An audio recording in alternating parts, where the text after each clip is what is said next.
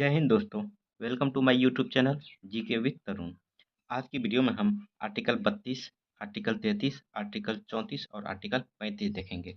ये 4 आर्टिकल इस वीडियो में देखेंगे। इससे पहले जो है आर्टिकल 31 तक हम बता चुके हैं। आर्टिकल 31 को जो ख़त्म किया गया था 1978 ईस्वी में 44वां संविधान संशोधन करके आर्टिकल 31 तक 12 से लेके 31 तक, मतलब 12 बोले कि आर्टिकल 1 से लेके 31 तक इससे पहले बता चुके हैं। आप यदि वो वीडियो नहीं देखे हैं तो डिस्क्रिप्शन में प्लेलिस्ट का लिंक है, वहाँ से आप एक-एक करके सारा वीडियो देख सकते हैं। तो आज की वीडियो में आर्टिकल 32, आर्टिकल 33, 34 और 35 मौलिक अधिकार समाप्त हो जाएगा। आर्टिकल 32 को जो है संवैधानिक संविधिक उपचारों का अधिकार भी कहते हैं। आर्टिकल 32 को जो है न्याय का झरना भी कहा जाता है। देखिए, इस अधिकार को जो है आर्टिकल 32 को जो है बी आर अम्बेडकर ने संविधान की आत्मा कहा था। तो संविधान की आत्मा जो है आर्टिकल 32 को कहा गया था बी आर अम्बेडकर के द्वारा। आर्टिकल 32 जो है ब्रिटेन से लिया गया है। इसे यानी आर्टिकल 32 को ब्रिटेन से लिया गया। आर्टिकल 32 के अंतर्गत 5 प्रकार की याचिका या रिट जारी किया जाता है सुप्रीम कोर्ट के द्वारा। कौन-कौन से 5 प्रकार के रिट है? देखिए, बंदी प्रत्यक्षीकरण, परमादेश, अधिकार परीक्षा, प्रतिषेध, उत्प्रेषण। देखिए, बंदी प्रत्यक्षीकरण आप इसे इंग्लिश में भी ज़रूर याद रखिएगा, क्योंकि कभी-कभी इंग्लिश और हिंदी दे दिया जाता है, उसको मिलान करने के लिए कहा जाता है।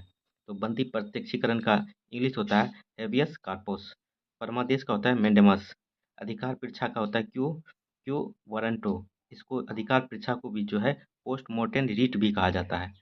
प्रतिषेध को है प्रोहिबिशन, उत्प्रेषण का होता है कार्ट्यूरेरी। ठीक ठीक है, तो आप इसे इंग्लिश में भी ध्यान में जरूर रखिएगा। अब एक एक करके बंदी प्रत्यक्षीकरण क्या होता है, परमादेश क्या होता है, अधिकार परीक्षा क्या होता है, प्रतिषेध क्या होता है, उत्प्रेषण क्या होता है, इन सभी को एक एक करके समझेंगे। सबसे पहले है बंदी प्रत्यक्षीकरण। ये क्या होता है? देखिए, इसका शाब्दिक अर्थ होता है, शाब्दिक अर्थ है शरीर पेश करना, यानी ब्रिंग द बॉडी। देखिए, इस रीट को पुलिस की अवैध गिरफ्तारी 24 घंटे में किसी व्यक्ति के न पेश होने, किसी व्यक्ति को बंदी बनाए जाने पर प्रयोग किया जाता है। यह याचिका व्यक्तिगत स्वतंत्रता के लिए है। मतलब इस बंदी प्रत्यक्षीकरण का अर्थ है कि पुलिस किसी भी व्यक्ति को यदि गिरफ्तार करता है तो 24 घंटे के अंदर स्वशरीर उसे न्यायालय में प्रस्तुत करना होगा। वह जो है मतलब छुट्टी का दिन हटा के, जाने-आने का समय हटा के इसे जो है न्यायालय के सामने प्रवेश करना या मजिस्ट्रेट के सामने रखना होगा। आइए दूसरा देखते हैं परमादेश। देखिए, परमादेश इसका अर्थ होता है वी कमांड, मतलब हम आदेश देते हैं। यह इस याचिका को सरकारी सार्वजनिक पद के खिलाफ जारी किया जाता है। परमादेश याचिका को जो है सरकारी सरकारी के लिए जो है सार्वजनिक पद के सरकारी और सार्वजनिक पद के लिए जारी किया जाता है। यह याचिका जो है राष्ट्रपति और राज्यपाल के विरुद्ध नहीं दिया जा सकता है। तीसरा है अधिकार परीक्षा।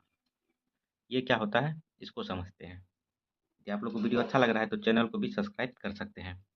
देखिए, इस याचिका का प्रयोग किसी सार्वजनिक पद पर बैठे व्यक्ति की वैधानिकता की जांच करने के लिए इसका प्रयोग किया जाता है। नोट, निजी व्यक्ति के खिलाफ नहीं एवं सुप्रीम कोर्ट, हाई कोर्ट के जजों के खिलाफ नहीं किया जा सकता है। देखिए, अधिकार परीक्षा का प्रयोग। देखिए, उसके बाद अधिकार परीक्षा समझ लिए। अब है न्यायिक रीट। मतलब 2 न्यायिक रीट होते हैं, प्रतिषेध और उत्प्रेषण। ठीक है, कभी-कभी पूछ लिया जाता है न्यायिक रीट कौन-कौन सा है?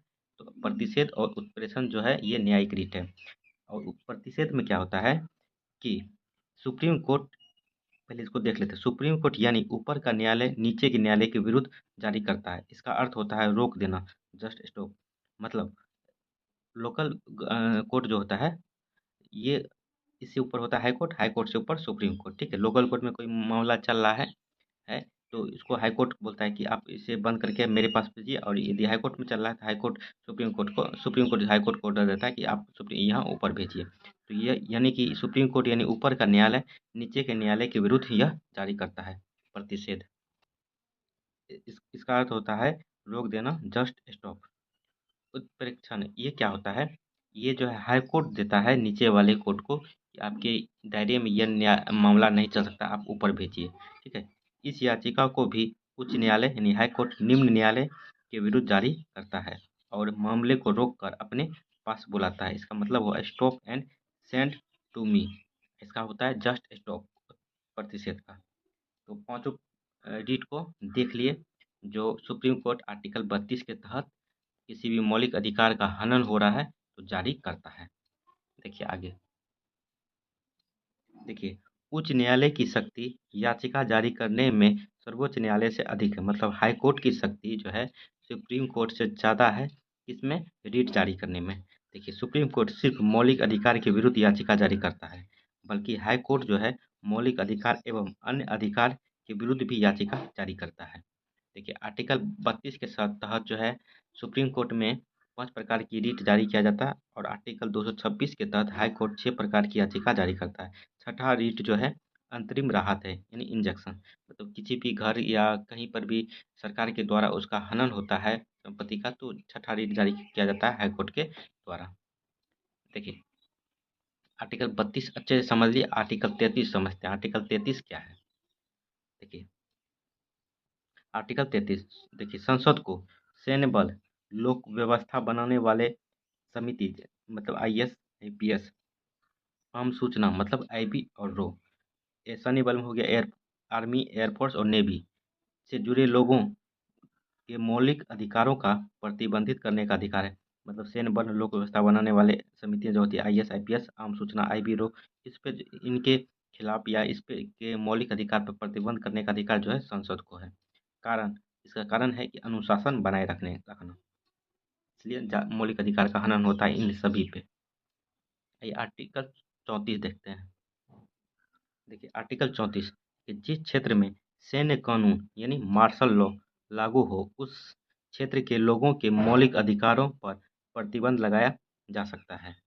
मतलब जिस क्षेत्र में सैन्य कानून या मार्शल लॉ लागू होता है उन क्षेत्र पे के लोगों का जो है मौलिक अधिकार पे प्रतिबंध लगाया जाता है।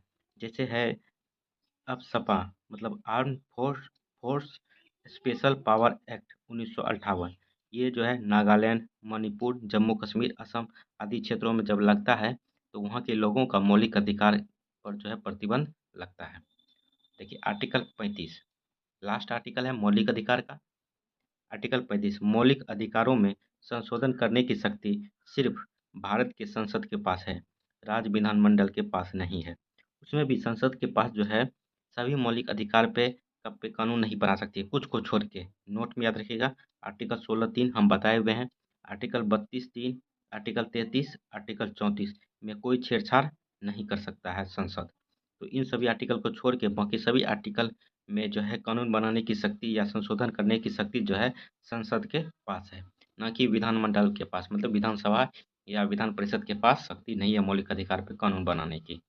तो टोटल मौलिक अधिकार देख लिए आर्टिकल 12 से लेके 35 तक, और सभी आर्टिकल को हम विस्तार पूर्वक बताए हुए हैं।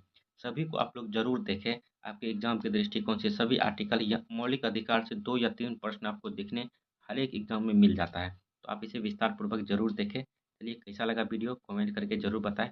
चैनल को अभी तक सब्सक्राइब नहीं किए तो आप लोग चैनल को भी सब्सक्राइब कर सकते हैं, वीडियो को लाइक कर सकते हैं। चलिए थैंक यू, जय हिंद।